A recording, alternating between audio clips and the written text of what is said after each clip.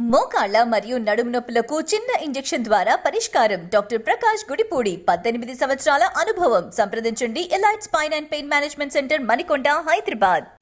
ప్రాజెక్టుల అప్పగింతపై చర్చిద్దాం రావాలంటూ కేసీఆర్ కు సీఎం రేవంత్ రెడ్డి సవాల్ విసిరారు. కేసీఆర్, హరీష్, కేటీఆర్, కవిత చర్చకొస్తే తాను ఉత్తమ్ కుమార్ రెడ్డి సమాధానం చెబుతామన్నారు రేవంత్.